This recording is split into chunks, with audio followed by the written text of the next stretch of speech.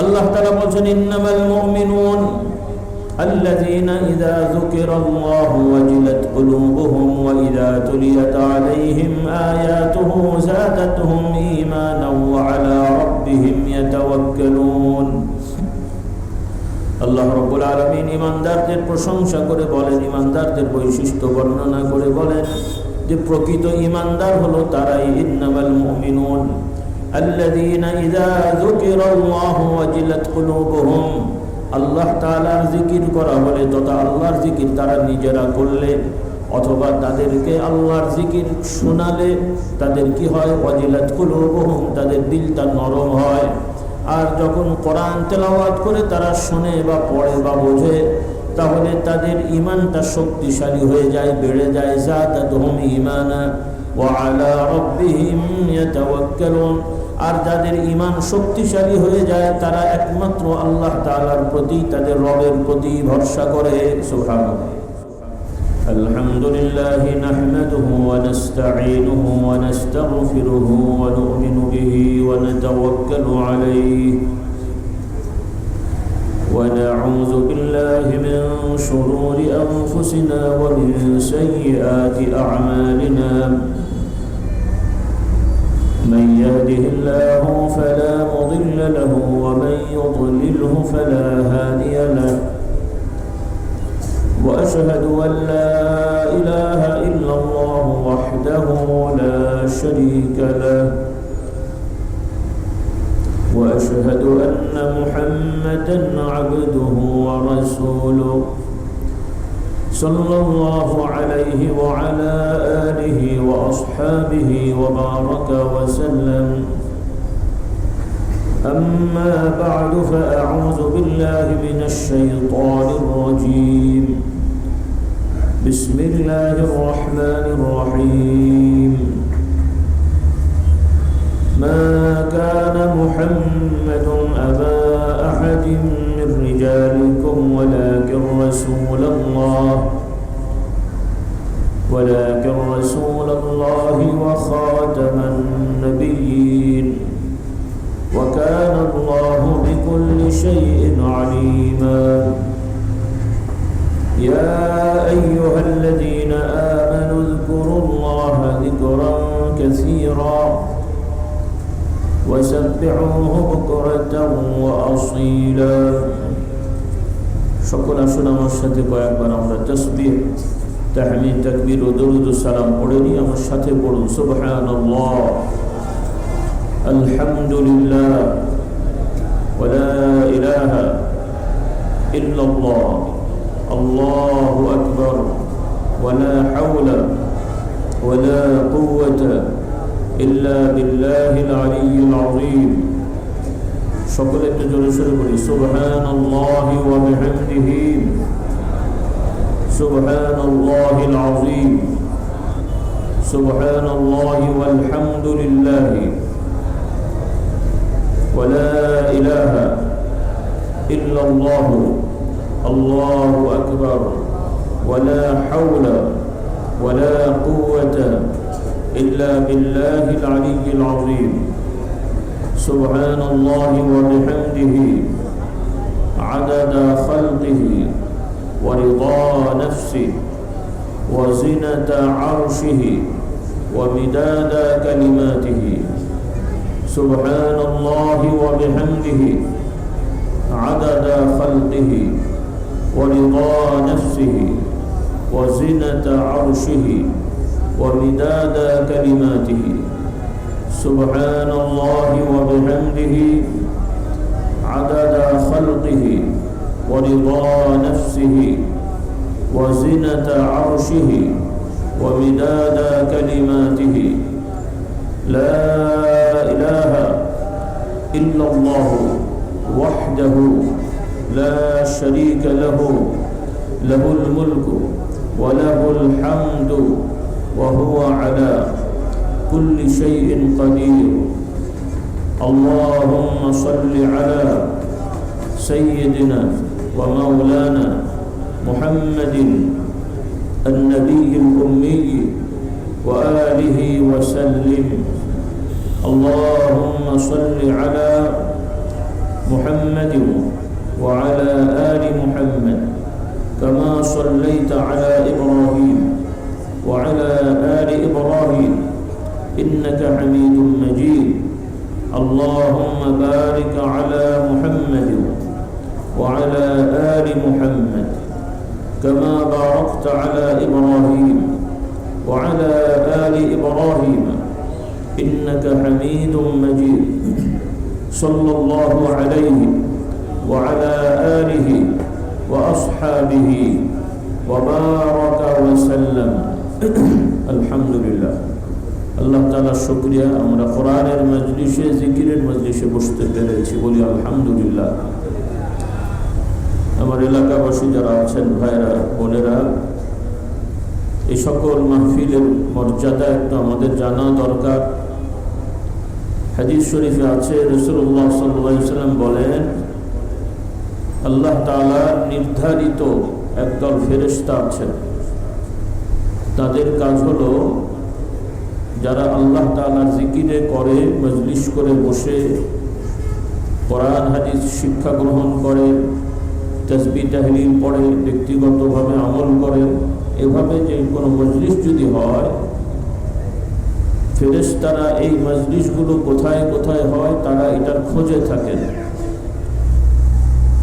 আর যখন তারা দেখতে পান কিছু মানুষেরা আল্লাহ তাআলার জিকিরে মশগুল আছে, ওই ফেরেশতারা ওই মজলিসে যে তাদের ওখানে অবস্থান করে তাদেরকে ঘিরে রাখেন এবং এই অবস্থায় তারা আল্লাহ তাআলার আরশ পর্যন্ত পৌঁছে যান। সুবহানাল্লাহ।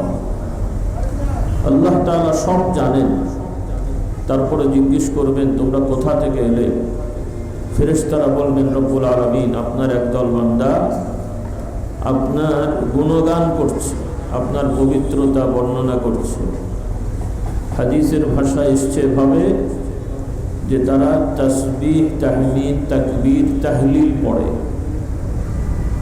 আর এগুলোর অর্থ হলো তাসবিহ মানে হলো সুবহানাল্লাহ পড়া, আলহামদুলিল্লাহ মানে তাহমিদ মানে হলো আলহামদুলিল্লাহ পড়া, তাকবীর মানে হলো আল্লাহু আকবার বলা পড়া, আর তাহলিল মানে হলো লা ইলাহা ইল্লাল্লাহ পড়া। তাহলে এই ধরনের তাসবিহ তাহলিল তাহমিদ তাকবীর সহ আরো অন্যান্য হাদিস দ্বারা বোঝা যায় কোরআন শরীফ পড়া, শিক্ষা গ্রহণ করা, বোঝার চেষ্টা করা, এগুলো জিকিরের অন্তর্ভুক্ত তথা ইলমে দ্বীন শেখা। তো এই আমলগুলো ইমানদাররা করেন, আলহামদুলিল্লাহ আমরাও করেছি বা করছি। আমরা এই আমলগুলো যে করি এটা কি দুনিয়াবি কোনো উদ্দেশ্য নিয়ে? যেমন এখানে আড়ত আছে, যারা ব্যবসা বাণিজ্য করছেন, বিভিন্ন দোকান খুলে বসেছেন, তারা কি সওয়াবের উদ্দেশ্যে দোকান করছেন নাকি দুনিয়াবি লাভের উদ্দেশ্যে? বলেন তো। দুনিয়াবি লাভের উদ্দেশ্যে, যে আমি এই জিনিসটা কিনেছি এত টাকা বিক্রি করছি, আমার কিছু লাভ হবে। হ্যাঁ, এই কাজটার মধ্যে সওয়াব আছে।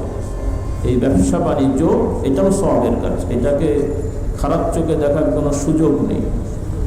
যদি কেউ অন্যায়ভাবে ব্যবসার নামে কিছু করে, ব্যবসা তো হালাল, কিন্তু ব্যবসার নামে যদি কেউ অন্যায় করে সেটা খারাপ।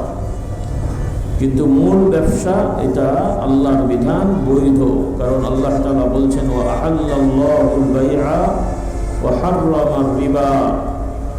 আল্লাহ তাআলা ব্যবসা বাণিজ্যকে হালাল করেছেন, বৈধ করেছেন, আর সুদ ভিত্তিক কারবারকে, সুদী কারবারকে আল্লাহ তাআলা হারাম করেছেন। কিন্তু এই ব্যবসাও যদি আল্লাহর বিধানের নিয়মের বাইরে হয় তাহলে এই ব্যবসাও হারাম হয়। কি হয়? হারাম হয়। যেমন কোরআন শরীফে আল্লাহ তাআলা একটি সূরায় বলেছেন ওয়াইলুল লিল মুতাফফিফিন আল্লাযীনা ইযা ইক্তালু আলান নাসি ইস্তাওফুন ওয়া ইযা কালুহুম আও ওয়াজানুহুম ইখসিরুন। এখানে এই সূরায় বেশ কিছু বর্ণনা এসেছে। এখানে আল্লাহ তাআলা শাস্তির কথা বলেছেন, যারা ব্যবসা করে কিন্তু ব্যবসা করে শুধু যদি বিক্রি করে তারা না, উভয় মানে যিনি বিক্রি করে তিনিও ক্রেতাকে ঠকিয়ে বেশি লাভ করতে চায়, আর যে কিনতে যায় সেও যে বিক্রি করে তাকে ধোঁকা দিয়ে বেশি লাভ করতে যায়। যেমন এই যে এখানেই কোরবানির সময় একটা হাট হয়, কি হাট বলে? হ্যাঁ, বড় গরু রাখে না, এই হাট সহ অনেক বড় বড় হাটে শুধু যারা বিক্রি করে তারাই কিন্তু ঠকায় না, যারা কিনতে যায় এরাও কিন্তু ঠকায়। জানেন না মনে হয়? যেমন উদাহরণস্বরূপ যিনি বিক্রি করে সে ঠকায় বিভিন্নভাবে, ওজনে কম দিয়ে, অথবা যেই গরুর যা স্বাভাবিক ওজন নাই তাকে একটু হাবিজাবি খাইয়ে রাতারাতি ওজন বাড়িয়ে দেয়, এরপরে গোস্তের মধ্যে আরেক কিছু দিয়ে ওজন বাড়িয়ে দেয়। সাধারণ গোস্ত হয়তো ওইটা মনে করেন যে 1 কেজি হবে, ওইটাকে সে পানি টানি দিয়ে একটু বাড়িয়ে বিক্রি করলো বা চুক্তি করে, তাহলে সে ঠকালো। যে কিনবে সে যদি এরকম জানতো সে কিনতো না বা ওই দাম দিত না। লাভ করা দোষ না, কিন্তু ধোঁকা দেওয়া কি দোষ। আচ্ছা, কখনো কখনো দেখা যায় যে কিনতে যায় সেও ধোঁকা দেয়। কিভাবে দেয়? অনেক সময় দেখা যায় যে বেশি নোট দিলে ওর ভেতরে জাল নোট ঢুকিয়ে দেয়, অথবা ছেঁড়া ফাটাটা ভেতরে দেয় যেন বুঝতে না পারে, ভালোগুলো বাইরে দেয়। ও বেচারা দেখা গেল 50,000 টাকার বান্ডিলে 3, 4, 5,000 টাকা লস হয়ে গেল। তারা হুড়োর মধ্যে বুঝতে পারে না। এই যে তাহলে অনেক সময় ক্রেতারাও ধোঁকা দেয়, বিক্রেতারাও ধোঁকা দেয়। তো আল্লাহ তাআলা বলছেন যারা ক্রেতা বিক্রেতা এরা যদি ধোঁকা দেয় তাহলে তাদের ব্যবসার বরকত নষ্ট হয়ে যায় এবং কিয়ামতে তারা শাস্তি পাবে। বলুন নাউযুবিল্লাহ। কারণ ওখানে ওয়াইল বলা হয়েছে, ওয়াইলুল লিল মুতাফফিফিন, এরকম। তাহলে তারা যদি ভালো কাজ করে কি হয়? অন্য হাদিসে এসেছে রাসূলুল্লাহ সাল্লাল্লাহু আলাইহি ওয়াসাল্লাম বলেন যে সকল ব্যবসায়ীরা সততার সহিত ব্যবসা করে আল্লাহ তাআলা তাদের ব্যবসায় বরকত দান করেন। সুবহানাল্লাহ। আবার অন্য রিওয়ায়াতে আছে রাসূলুল্লাহ সাল্লাল্লাহু আলাইহি ওয়াসাল্লাম বলেন যে সকল ব্যবসায়ী যারা হালাল উপার্জনের জন্য ব্যবসা করবে বা কাজ করবে, শুধু ব্যবসা না, যে পেশায় হোক, মানে পরিশ্রম করবে হালাল উপার্জনের জন্য। কারণ মানুষ মাত্র খাওয়া দাওয়া, পোশাক আশাক, ঘর বাড়ি দরকার আছে। তাহলে খাওয়ার জন্য, পোশাকের জন্য, থাকার জন্য, ঘর বানানোর জন্য, হালাল উপার্জনের জন্য চেষ্টা করবে। সেটা ব্যবসা হোক, চাকরি হোক, যেভাবে হোক, মানে হালাল বৈধ নিয়মে। কোনো কোনো বর্ণনায় আছে তার এই পরিশ্রমটা আল্লাহর রাস্তায় যুদ্ধ জেহাদ করলে যে সওয়াব হয়, যেমন সওয়াব দেওয়া হয়, আল্লাহ তাআলা এদেরকে সেরকম সওয়াব দান করেন। বলুন সুবহানাল্লাহ। তো যাই হোক, আমি যে কথাটা বলছিলাম সেটা হলো যে অন্যান্য লোকেরা দুনিয়াবি কাজ করছেন, উদ্দেশ্য দুনিয়া, কিন্তু এই যে আমরা মাদ্রাসায় পড়াই, ওয়াজ মাহফিলে আসি, ওয়াজ করি, এগুলো কিন্তু দুনিয়ার কোনো উদ্দেশ্য হওয়া যাবে না। যদিও কারো কারো হয়, আল্লাহ তাদের হিদায়াত দান করুন। আমরা এই কাজগুলো করি আল্লাহ তাআলাকে ভালো করে বোঝার জন্য, জানার জন্য, আল্লাহর বিধান ভালো করে শিখে পালন করার জন্যে। তাহলে আল্লাহ তাআলার সন্তুষ্টির উদ্দেশ্যেই আমরা করি, বলি আলহামদুলিল্লাহ। এখন এই যে আমরা করছি, আমরা সবাই আল্লাহকে বিশ্বাস করি না, করি না? সবাই করি আলহামদুলিল্লাহ। জান্নাত জাহান্নাম বিশ্বাস করি না, করি না? তাহলে আমরা আল্লাহকেও বিশ্বাস করি, জান্নাত জাহান্নাম বিশ্বাস করি, আখিরাতকে বিশ্বাস করি, বিচার বিশ্বাস করি, কিন্তু এগুলো কোনোটাই আমরা কখনো দেখিনি। দেখেছি? আল্লাহ তাআলাকেও দেখলাম না, জান্নাতও দেখলাম না, জাহান্নামও দেখলাম না, কিন্তু আমরা সবাই বিশ্বাস করছি। কেন? যে আল্লাহ তাআলা নবী রাসূলগণ পাঠিয়েছেন, সেই নবী রাসূলগণের ধারাবাহিকতায় সর্বশেষ নবী মুহাম্মদুর রাসূলুল্লাহ সাল্লাল্লাহু আলাইহি সাল্লাম, তিনি শেষ নবী ছিলেন। তিনি আমাদেরকে সরাসরি শিক্ষা না দিলেও তার সাথীগণ সাহাবায়ে কেরামদের শিখিয়েছেন। তারা বিশ্বাস করে তাদের প্রজন্ম, সন্তানদের, তাদের পরবর্তী প্রজন্মকে শিক্ষা দিয়েছেন। এইভাবে আমাদের পর্যন্ত এসছে এবং কিয়ামত পর্যন্ত এই সত্যবাদীদের দাওয়াতের ধারা চালু থাকবে, বলি আলহামদুলিল্লাহ। তাহলে এই যে আমরা শুনে শুনে বিশ্বাস করলাম, মিথ্যাবাদীর কথা আমরা বিশ্বাস করতাম না, চরিত্রহীন লম্পটের কথা আমরা বিশ্বাস করতাম না। আমরা সত্যবাদী, ভালো ভালো মানুষ যারা আল্লাহর প্রিয় বান্দা, তাদেরকে দেখে, তাদের কথা শুনে আমরা বিশ্বাস করেছি, না দেখে। বলুন সুবহানাল্লাহ।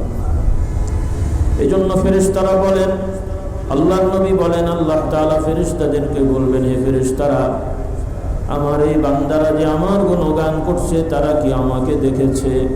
ফেরেশতারা বলবেন, আল্লাহ, আপনাকে তারা দেখেনি। আল্লাহ তাআলা বলবেন, যদি আমাকে দেখতো তাহলে তাদের কি অবস্থা হতো?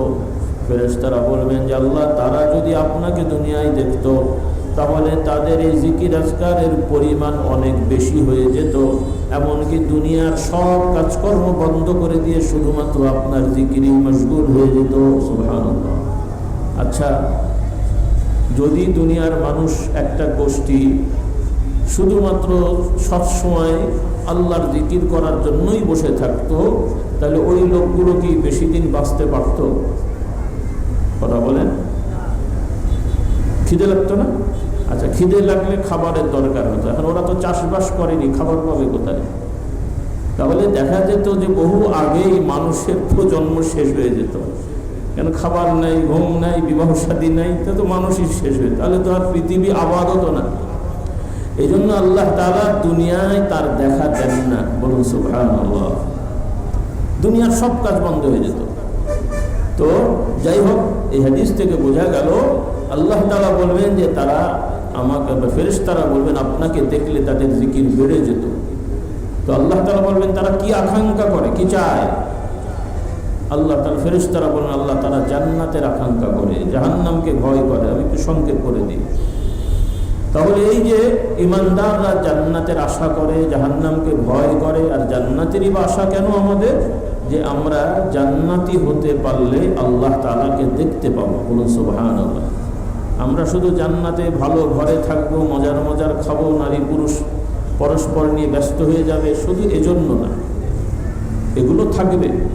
আল্লাহ তাআলা প্রত্যেক ইমানদার পুরুষদের জন্য তার মনোপুত দুনিয়ার যে স্ত্রী ইমানদার পরেজগার এবং যে স্বামী ইমানদার পরেজগার, আল্লাহ তাআলা এদেরকে জান্নাতে একত্রিত করবেন, পাশাপাশি পুরুষদেরকে আরো হৌর দান করবেন। সুবহানাল্লাহ। আবার যে নারীরা ইমানদার পরেজগার, তাদের স্বামীরাও ইমানদার পরেজগার, আল্লাহ তাআলা তাদেরকে তাদের মনোপুত স্বামী দান করবেন, সেই স্বামী। আর যদি আল্লাহ না করুন, কোনো মহিলার স্বামী যদি দুষ্ট হন বা বেঈমান হয়ে থাকেন, দুনিয়ায় হয়তো ওই ইমানদার মহিলা ইমানদার ছিল, তাহলে ওই মহিলাদের জন্য আল্লাহ তাআলা তাদের মনোপুত স্বামীর ব্যবস্থা করে দেবেন, যাতে তারা সন্তুষ্ট থাকবে। সুবহানাল্লাহ। নিয়ামত কাউকে আল্লাহ তাআলা কম দেবেন না, কিন্তু জান্নাতে ঘর থাকবে। আপনারা কিছু কিছু শুনেছেন, জান্নাতের কোনো কোনো বাড়ির বর্ণনা এসছে। আমরা তো দুনিয়ায় স্বর্ণ, রূপা, এরপরে বিভিন্ন দামি পাথর, এগুলোকে আমরা অনেক মূল্যবান মনে করি। এগুলোর পেছনে মানুষ দৌড়ায়। দুনিয়ার অর্থনীতির একটা বড় অংশ স্বর্ণ এবং রূপার উপরে নির্ভর করে মেজারমেন্ট করার ক্ষেত্রে। তো এগুলো তো মূল্যবান।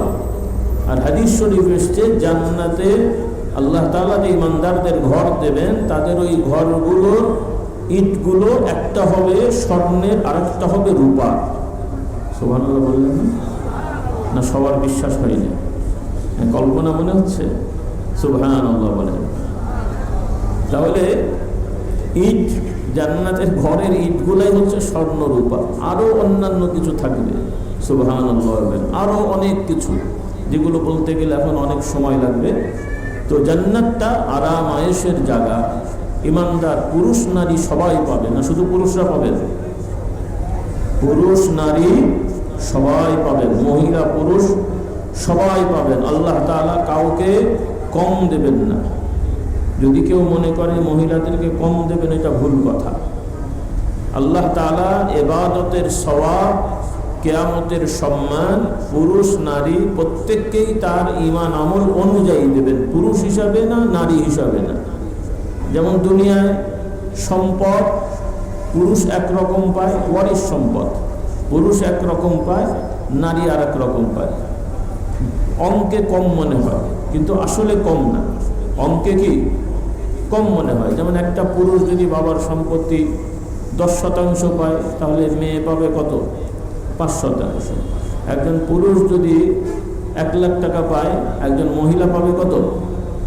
50,000। অঙ্কে কম, কিন্তু প্র্যাকটিক্যাল ব্যবহারে কিন্তু এটা কম না। কেন কম না? যে একজন পুরুষ যা পাবে এটা তাকে খরচ করতে হয়, তার ছেলে স্ত্রী পরিবার ভরণ পোষণ বা বাজারঘাট খরচ করতে হয়। আর একজন মহিলা, বিবাহিত মহিলা হলে তার খাওয়া দাওয়া, পোশাক আশাক, ঘর সব কিছু কে ব্যবস্থা করবে? হ্যাঁ, স্বামী ব্যবস্থা করে। কে ব্যবস্থা করে? স্বামী।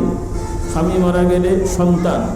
তাহলে দেখা গেল যে একজন মহিলা 50,000 পেলেও ওই 50,000 সে চাইলে খরচ করতে পারে, কিন্তু খরচ করতে বাধ্য না। চাইলে না খরচ করলে সবটাই থেকে যাবে, খরচ করতে সে বাধ্য না। কিন্তু একজন পুরুষ 1 লাখ পেলে সেটা জমা রাখতে পারবে না, তার কোনো না কোনোভাবে খরচ হবে। তাহলে একজন পুরুষ 1 লাখ পেয়ে খরচ হয়ে গেল, বড় জোর 10-12 হাজার টাকা জমাতে পারলো। আর একজন মহিলা 50,000 পেয়ে সবই থাকলো। এখন বলেন কার কাছে বেশি? বেশি কার কাছে? এখন বেশি যুক্তিতে, এখন বেশি কিন্তু তাদের কাছে, যদি আমরা সঠিকভাবে দিই।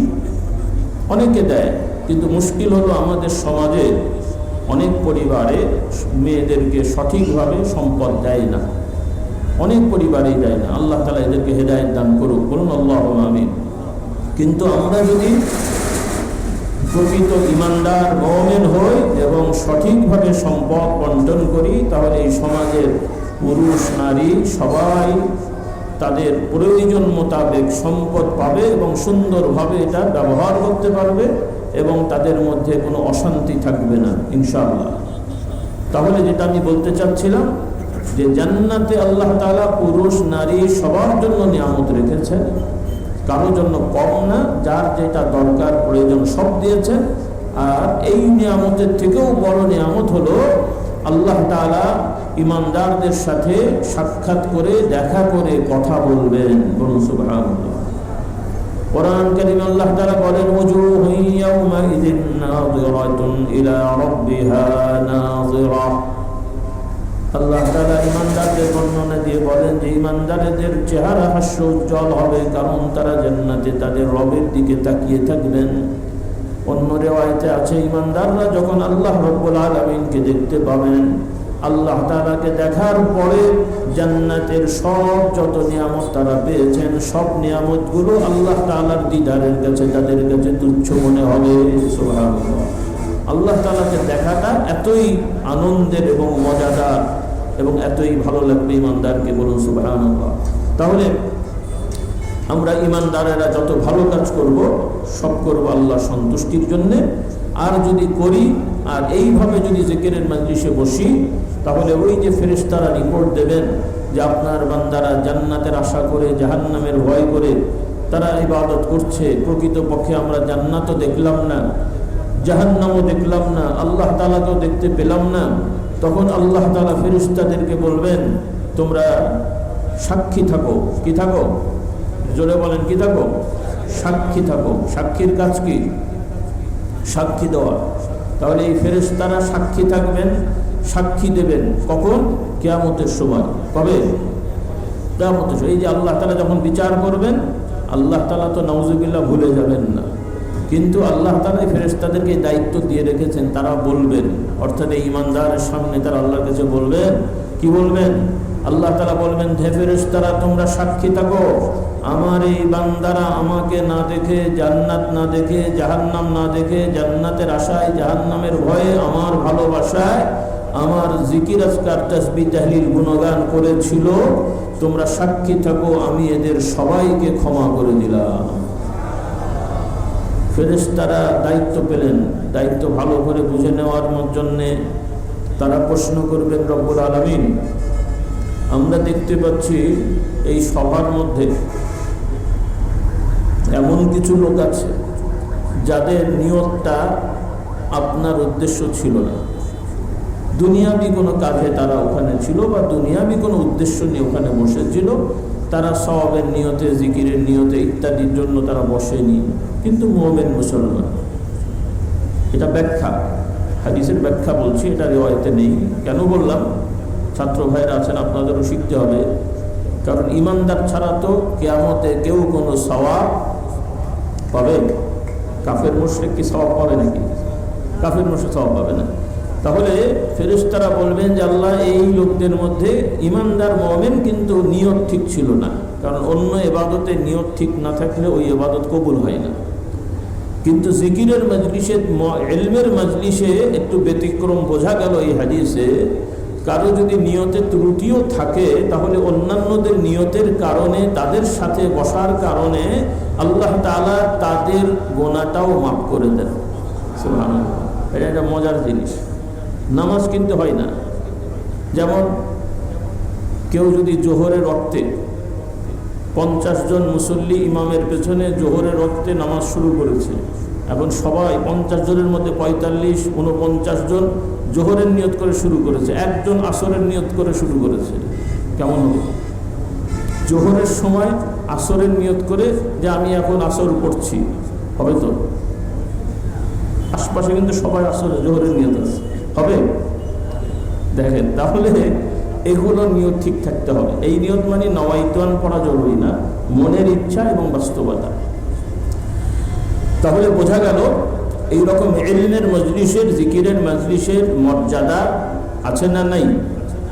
জোরে বলেন, আছে। কাজে এগুলোকে ছোট করে, খাটো করে, হালকা করে দেখা অবকাশ নেই। তো যাই হোক, সেজন্য আমি বলতে চাই, তলাবুল ইলম ছাত্র ভাইয়েরা আছেন, আমার মেহমানবৃন্দ, এলাকাবাসী ভাই বোনেরা, শুধু বড় আয়োজন করে প্যান্ডেল করা লাগবে এটা জরুরি না।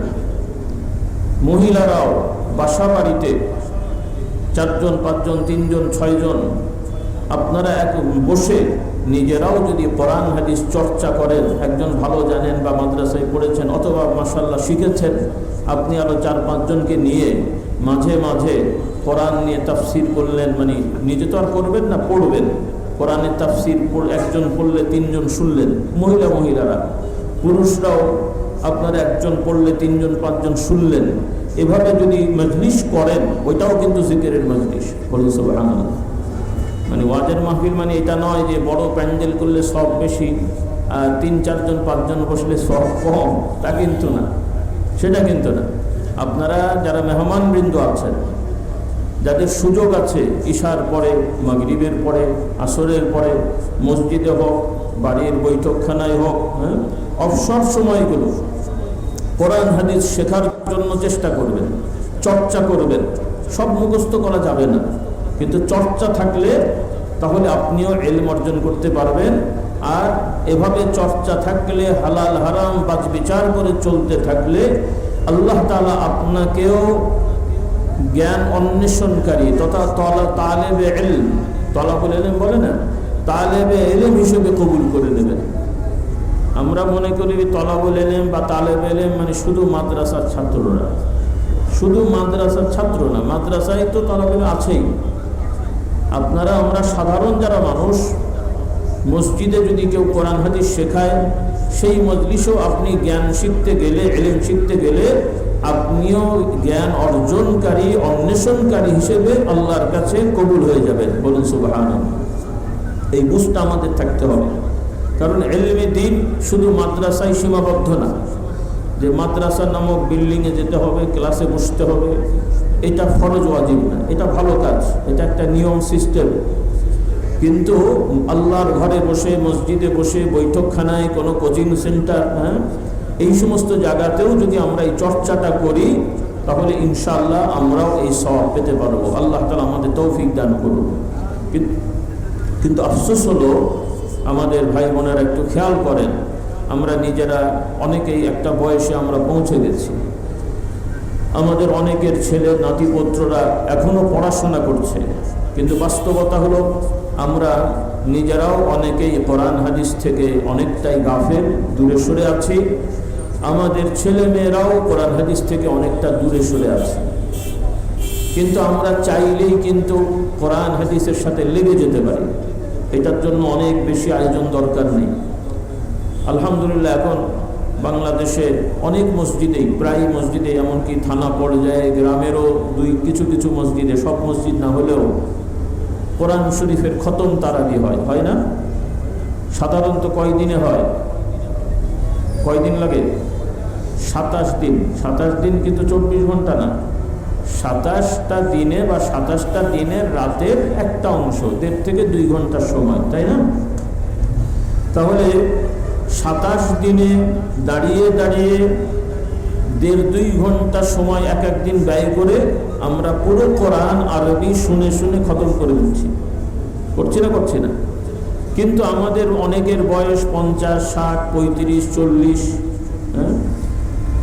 তাহলে এই বয়সেও খুব কম মানুষ আছে যারা বলতে পারবে যে আমার এই 60 বছর বয়সে, 50 বছর বয়সে, 55 বছর বয়সে আমি নিজে নিজে পুরো কোরআন শরীফ অনুবাদ আর সংক্ষিপ্ত তাফসির পড়ে শেষ করেছি। খুব বেশি লোক আছে এরকম, অথবা শুনে শেষ করেছি, খুব বেশি লোক, খুব কম। কিন্তু এটা কিন্তু বছর বছর লাগার কথা না। আমরা 27 দিনে পুরো আরবিটা শুনে শুনে শেষ করে ফেললাম, মাত্র 1.5-2 ঘন্টা এক একদিন ব্যয় করেছি। আর সেখানে না হলে বুঝলাম 1 বছর না 2 বছরই ধরলেন। 27 দিন মানে 12 মাসের 1 মাসও পরিবার, আচ্ছা 1 মাসই ধরলাম। তাহলে 1 মাসে যদি 1.5 ঘন্টা করে আরবি শুনে আমরা প্রতিদিন 1.5 ঘন্টা ব্যয় করে আরবি শুনে খতম করতে পারি, তাহলে তো প্রতিদিন 1 ঘন্টা করে শুনলেও, বাংলা শুনলেও তো অন্তত 12 মাসে খতম হওয়া সম্ভব, নাকি বলেন? সম্ভব কিনা? আচ্ছা 12 মাসে না হলে 24 মাসে হোক, না হলে 3-36 মাসে হোক, 3 বছর হোক, তাও তো সম্ভব। কিন্তু আমরা 50-60 বছর চলে গেল, 2-3 বছর একটু মনোযোগের সহিত প্রতিদিন 1-2 ঘন্টা ব্যয় করতে পারি নাই। আল্লাহ আমাদেরকে হেদায়েত দান করুন। আপনারা বড় ছাত্ররা আছেন, একটু হিসাবটা বুঝেন, কিন্তু জিনিসটা খুবই সহজ। আমাদের কত সময় গাছতলায় বসে চলে যায়, চায়ের দোকানে বসে চলে যায়, কেউ ঝগড়া করছে ওইটা দেখতে দেখতেও 3 ঘন্টা চলে যায়, আছে না নাই? পাগলা কি করছে ওইটা দেখতে দেখতে অনেক সময় দেখবেন 1 ঘন্টা চলে গেছে। পাগলা কি করছে তাই দাঁড়িয়ে দাঁড়িয়ে দেখছে। তাহলে আমরা বিভিন্নভাবে ফালতু কাজে সময় ব্যয় করি। আমার মা বোনেরা, আপনারাও খেয়াল করবেন, আপনারাও দেখবেন অনেকেই এভাবে সময় নষ্ট করছেন। এখন মাশাআল্লাহ পুরুষ নারী আমি সবাইকে বলছি, হ্যাঁ পড়াটা একটু কষ্ট আছে।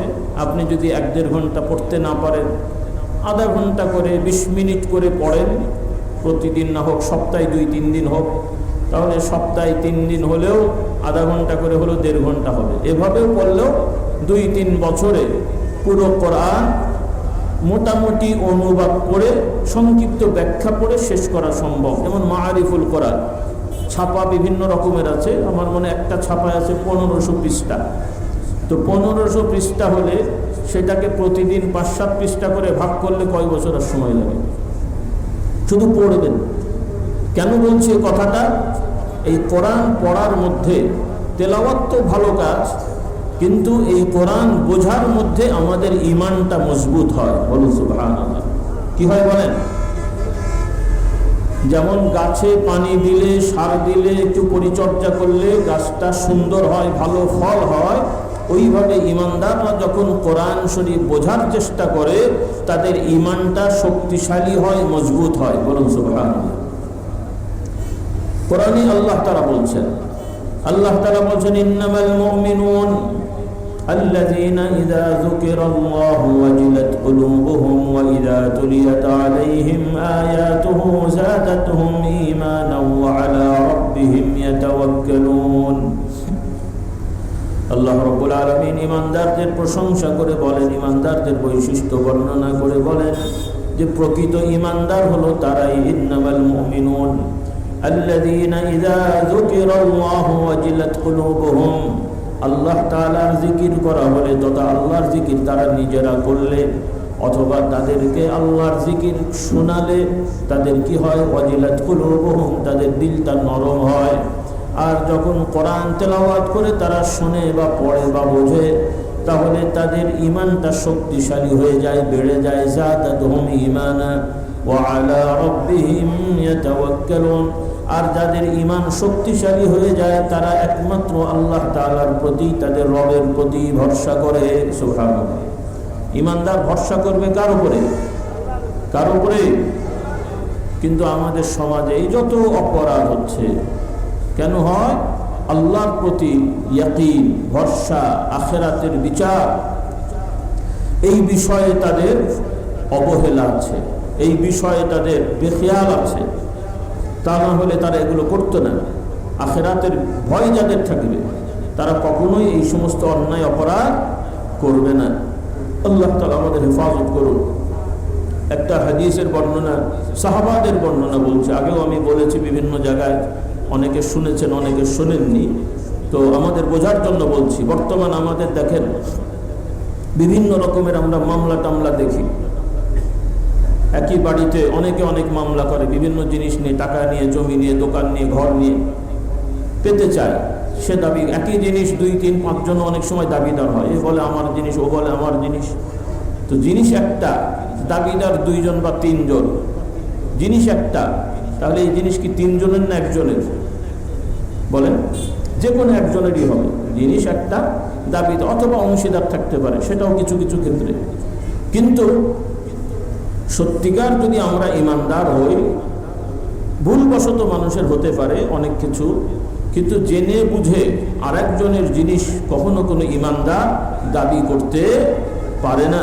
কারণ আমার বিশ্বাস থাকতে হবে আরেকজনের জিনিস অন্যায়ভাবে আমি নিলেও, দুনিয়ার কোনো কাগজপত্র আমি তৈরি করতে পারলেও কিয়ামতে কি ওই কাগজ কাজে লাগবে? ভাই, দুনিয়া হয়তো জালিয়াতি করে একটা কাগজ তৈরি করলাম যে এই জিনিসটা আমার, অফিসকে বা সরকারের লোককে দেখিয়ে আমি ভোগ দখল করলাম। আচ্ছা, কিয়ামতে এই কাগজটা দেখানো যাবে তো নাকি? নাকি ফেরেশতারা মনে হয় জাল দলিল আর আসল দলিল চেনে না, নাকি কি চেনে না? কিয়ামতে এই দলিল দেখানো যাবে? দেখানো যাবে না।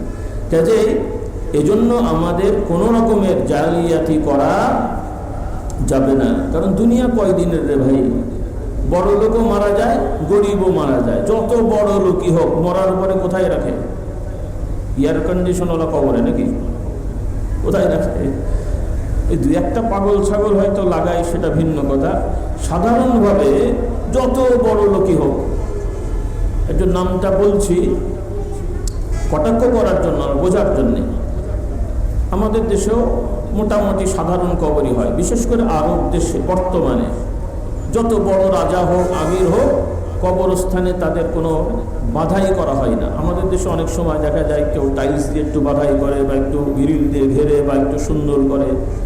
কিন্তু বর্তমান আরব দেশে, আরব দেশ বলতে সৌদি আরব, আমিরাত, কুয়েত, বাহরাইন, এই সমস্ত জায়গায় রাজার পরিবার এরাই তো সব থেকে বড়। এরপরে এই যে বুর্জ খলিফা আছে কোন দেশে জানো? দুবাই। এখানকার যারা আমিররা, এরা তো বহু টাকার মালিক।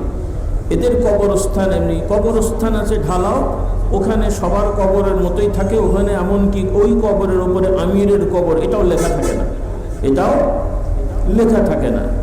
তো এই জন্য ওই ফেসবুকে একজন দিয়েছে আর কি, যে এই যে বুর্জের খলিফা, মানে পৃথিবীর অনেক উঁচু একটা টাওয়ার, বুর্জ বলা হয়, বুর্জ, একটা বড় বিল্ডিং, ছবিতে অনেকে দেখেছেন, বহুতলা। এখন এগুলো নিয়ে প্রতিযোগিতা হচ্ছে এক এক দেশের, কে কত উঁচু টাওয়ার বানাতে পারে। হ্যাঁ, এটা মনে হয় 1 কিলো কত যেন, সৌদি আরব এখন 2 না 2.5 কিলো একটা বানানোর চিন্তা করছে, এরকম আর কি। তাহলে এটা বানিয়েছিল আমির সাহেব, ওই এলাকা, উনি মারা গেছেন। তো একজন ছবি দিয়েছেন, এটা হলো বুর্জুল খলিফা, আর এটা হলো কবরের খলিফা। খলিফার কবরটা দেখো, আর এই বুর্জটা দেখো। আর আরেকজন সাধারণ মানুষের কবর, তফাৎ আছে ভাই? তফাৎ আছে? তাহলে বাংলাদেশ, পৃথিবীর সব জায়গায়, সেটা ধর্মীয় লাইনে বড় হোক আর সাধারণ লাইনে বড় হোক, বাহ্যিকভাবে আমরা যাই হাত ডাক দিই, ওপরে যতই সাজাই, শোয়াতে হয় কোথায়? মাটির তলায়, মাটিতে শোয়াতে হয়। যদিও কেউ বিছানা দেয়ও, ওইটাও থাকবে না, থাকবে সব কেউ করে মাঝে মাঝে কিছু কিছু ভণ্ডরা বা অবুজেরা, তারা ওই সময় দেখা যায় যে কবরটাকেও আবার একটু কার্পেটিং করে সাজিয়ে ঠাজিয়ে গেতে টেতে এরকম দেয়। আল্লাহ এদের হেদায়েত দান করুন। কিন্তু যাই করা হোক, ওইটা নিমিষেই শেষ হয়ে যাবে। তো সেজন্য আমি যেটা বলতে চাচ্ছি, আমাদের ভাই বোনেরা, দুনিয়ায় আমরা ব্যবসা করব, চাকরি করব, কাজ করব, কিন্তু আমাদের নীতি হবে আমরা কেউ কাউকে তাদের হক থেকে, অধিকার থেকে বঞ্চিত করব না। কারণ আমাদেরকে আল্লাহ তাআলা ন্যায্যভাবে, ইনসাফভাবে যা আমাদেরকে দিয়েছেন, এটার মধ্যেই আল্লাহ তাআলা আমাদেরকে বরকত দিয়েছেন।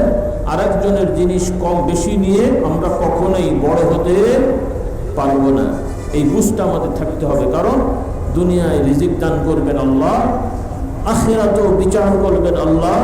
কাজেই দুনিয়ায় এমন কিছু করা যাবে না যে আল্লাহ তাআলা জানতে পারবেন না, আল্লাহ তাআলা বুঝতে পারবেন না, ফেরেশতারা জানবেন না, বিষয়টা এরকম নয়।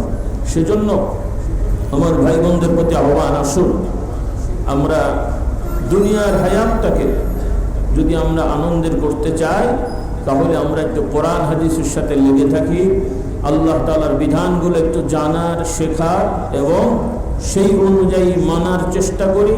তাহলে আমাদের দুনিয়াটাও শান্তির হবে, আখিরাতেও আল্লাহ তাআলা উত্তম প্রতিদান দান করবেন। কোরআন পাকে আল্লাহ রাব্বুল আলামিন বলছেন, মান আমিলা সালিহাম মিন যাকারিন আও উনসা ওয়া হুয়া মুমিন ফালানুহইয়ান্নাহু হায়াতান তাইয়্যিবা ওয়া লানাজজিয়ান্নাহুম আজরাহুম বিআহসানি মা কানু ইয়ামালুন। আল্লাহ তাআলা বলছেন, পুরুষ হোক আর নারী হোক, পুরুষ হোক আর নারী হোক, যারা এই দুনিয়ার হায়াতে জীবনে ইমানের সহিত ভালো কাজ করবে, খুব ভালো খেয়াল করি, পুরুষ হোক আর নারী হোক, যারা ইমানের সহিত দুনিয়ায় ভালো কাজ করবে, আল্লাহ তাআলা তাদের দুনিয়ার হায়াতে শান্তি প্রশান্তি দান করবেন। সুবহানাল্লাহ। আর আখিরাতে তাদেরকে আল্লাহ তাআলা তাদের কর্মের তুলনায়, পরিশ্রমের তুলনায় উত্তম প্রতিদান দান করবেন। সুবহানাল্লাহ। দুনিয়ায় আমরা পরিশ্রম করি, আরামও করি, যত বড় লোক হোক, টাকাওয়ালা হোক, একটু হিসাব করে দেখেন তো, যত পয়সাওয়ালা হোক, রাজা, বাদশাহ, প্রধানমন্ত্রী, প্রেসিডেন্ট সহ যে যত বড়ই হোক, তাদের জীবনে দুনিয়ার হায়াতে পরিশ্রমের সময় বেশি না আরামের সময় বেশি? বলেন তো, জানেন? একটু বুঝে বলেন। খাটনি, পরিশ্রমের সময়টা বেশি না আরাম করার সময়টা বেশি? হ্যাঁ, পরিশ্রমের না আরাম? আপনারা মনে করছেন রাজা বাদশার মনে আরামের সময় বেশি, আরামের সময় বেশি। বরঞ্চ একটা রিক্সা চালক খাটনি করলেও শোয়ার সাথে সাথে ঘুমিয়ে যায়। অধিকাংশ রাজারা ভালো করে খোঁজ নিয়ে দেখবেন, ও ট্যাবলেট ছাড়া ঘুমাতে পারে না। অনেকেই ঘুম হয় না, টেনশন থাকে। অর্থাৎ এরপরে খাটনি আছে, সবার খাটনি আছে, এক একজনের এক এক রকম পরিশ্রম। তাহলে খাটনি পরিশ্রমের যাই হোক, সেই তুলনায় আমাদের আরাম অনেক কম। আচ্ছা, দুনিয়ায় আমরা যে যত বেশি বাঁচি না কেন, দুনিয়ার হায়াতটা বড় না কেউ জান্নাতে গেলে ওইটার হায়াত বড়?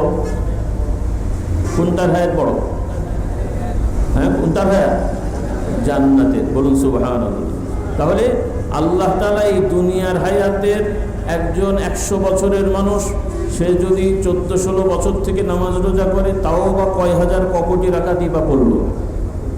এরপরে আরেকজন 20, 30, 40, 50 বছরে মারা গেল, সাবালক হওয়া থেকে যাই ইবাদত করলো, কতটুকু আর ইবাদত করলো?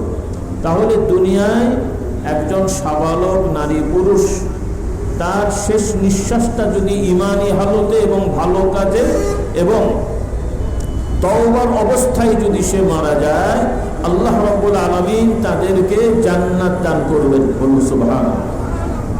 এমনকি গুনাহগাররাও, আমরা তো মাশাআল্লাহ বেশিরভাগই হলো জন্মগত মুসলমান, আলহামদুলিল্লাহ। এখনো কিছু কিছু নতুন মুসলমান হয় যারা হয়তো একটা সময় কাফির ছিল, অমুসলিম ছিল, 30-40 বছর বয়সে মুসলমান হয়েছে, 50-60 বছরে মুসলমান হয়েছে, তারপরে হয়তো আর কয়েক বছর বেঁচে থেকে মারা গেছে, কেউ 10 বছর 5 বছর ইসলামের হায়াত, বাকি হায়াত কিন্তু কাফের মুশরিক। এরকম লোক মোটামুটি আমাদের সমাজে বা পৃথিবীতে আছে। আর আগে সাহাবাদের সময়, তাবেঈনদের সময় বা বিশেষ করে সাহাবাদের সময় একটা বড় অংশ সাহাবী, যাদের জীবনের একটা বড় অংশই বা উল্লেখযোগ্য অংশ কুফরি শিরকিতে চলে গেছে। তারপরে তারা রাসূলুল্লাহ সাল্লাল্লাহু আলাইহি ওয়াসাল্লামের দাওয়াত পেয়ে তারা ঈমান গ্রহণ করে নামাজ পড়েছে, হজ করেছে, রোজা রেখেছে।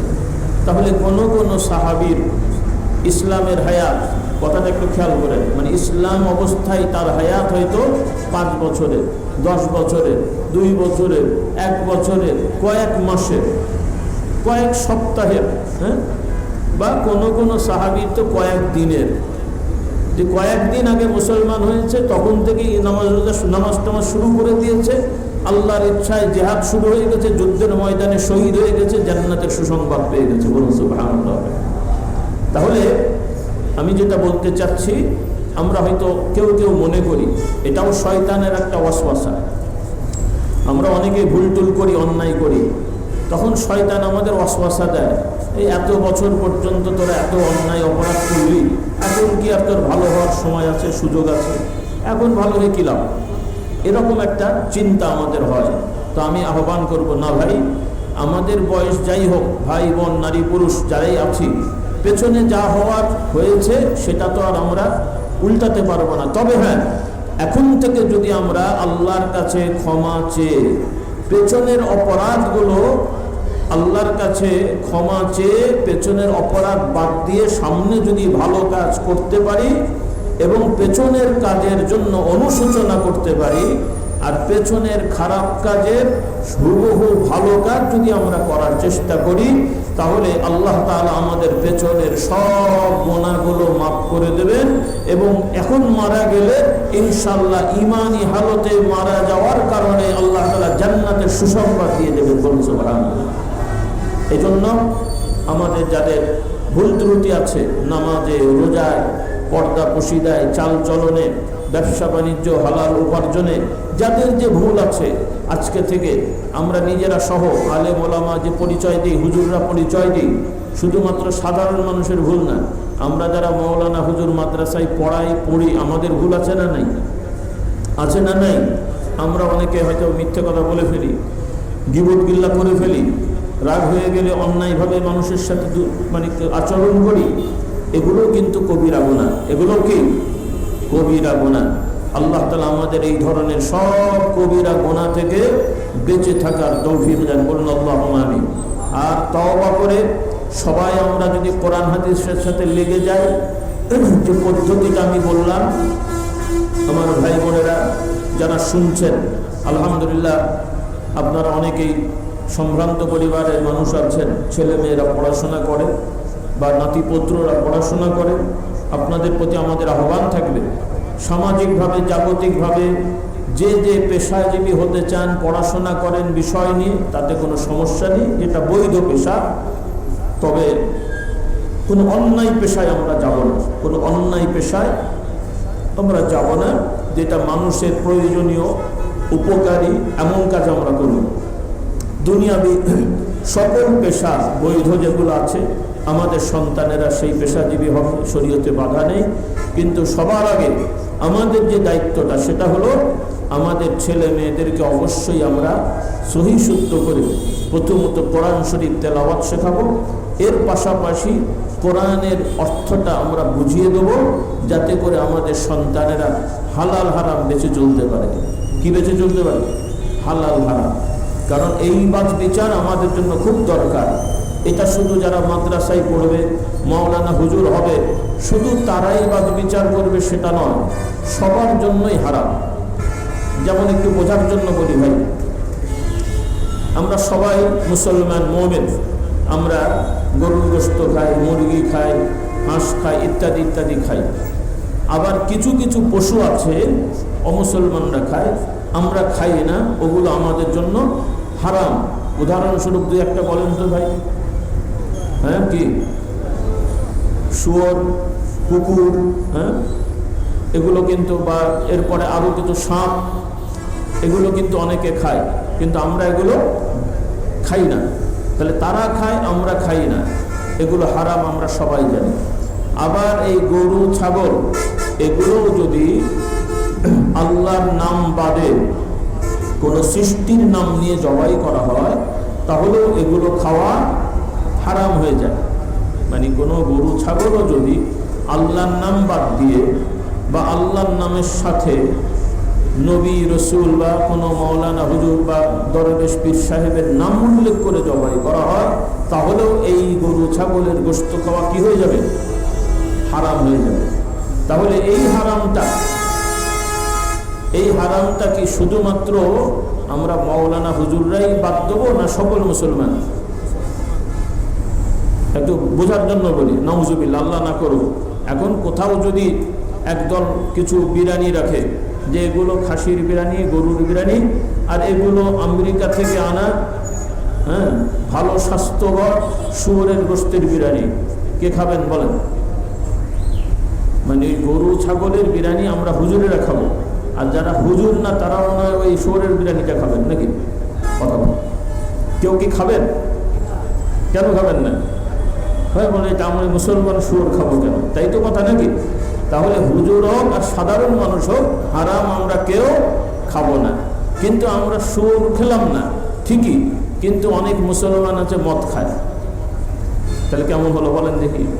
শুয়োর খাওয়া মদ খাওয়া একই কাজ হয়ে গেল, বরং আরো খারাপ কাজ হয়ে গেল। বলুন নাউজুবিল্লাহ।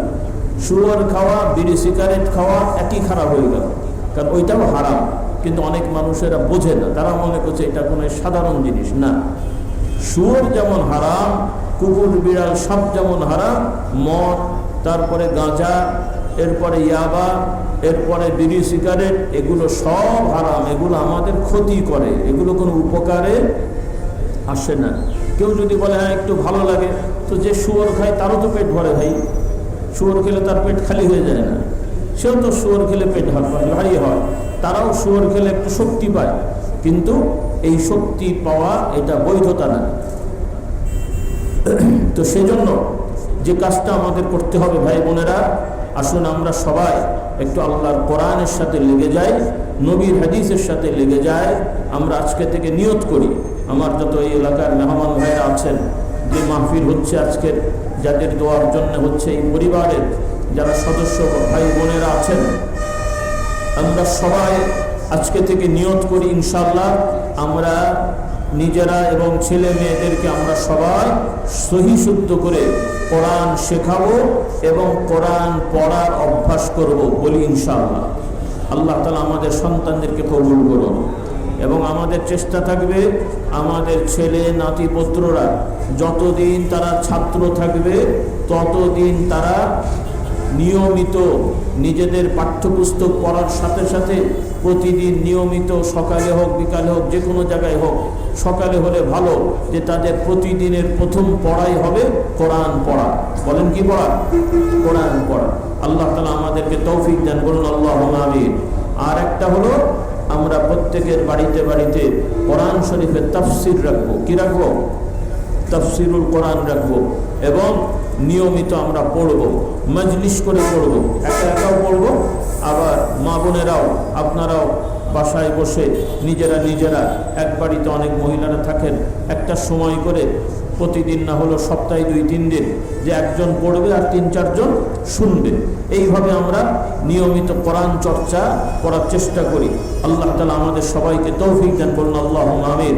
কারণ রাসূলুল্লাহ সাল্লাল্লাহু আলাইহি ওয়াসাল্লাম বলেন যে যারা কোরআন পড়বে, কোরআন শিখবে, কোরআনের শিক্ষাকে সমাজে প্রচার প্রসার করবে এবং কোরআনের হালালকে হালাল সাব্যস্ত করবে, হারামকে হারাম সাব্যস্ত করবে, আল্লাহ তাআলা তাদেরকে জান্নাত দান করবেন।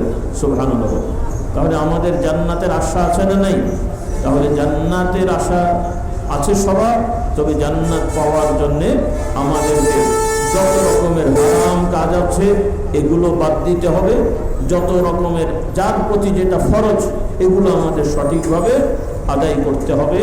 ইমানের পরেই হলো 5 ওয়াক্ত সালাত নারী পুরুষ সবার জন্যে, রমজানের রোজা নারী পুরুষ সবার জন্যে, সামর্থ্য থাকলে হজ নারী পুরুষ সবার জন্যে, যাকাত নারী পুরুষ সবার জন্যে, এগুলো মৌলিক। এর পাশাপাশি প্রত্যেকটা পুরুষ স্বামী তার স্ত্রীর ভরণ পোষণ দেয়া, মোহরানা আদায় করা এবং স্ত্রীর সাথে ভালো ব্যবহার করা, গালাগালি মারধর ইত্যাদি না করা, তার সাথে সুন্দর আচরণ করা, এটা প্রত্যেক স্বামীর জন্য ফরজ ইবাদত। বলেন কি ইবাদত? ফরজ ইবাদত। কারণ অনেক সময় কিছু কিছু পুরুষ আছে স্ত্রীদের সাথে দুর্ব্যবহার করে, গায়ে হাত মারধর করে, গালাগালি করে, উল্টোপাল্টা কথা বলে, এগুলো বড় অন্যায়, কবিরা গুনাহ।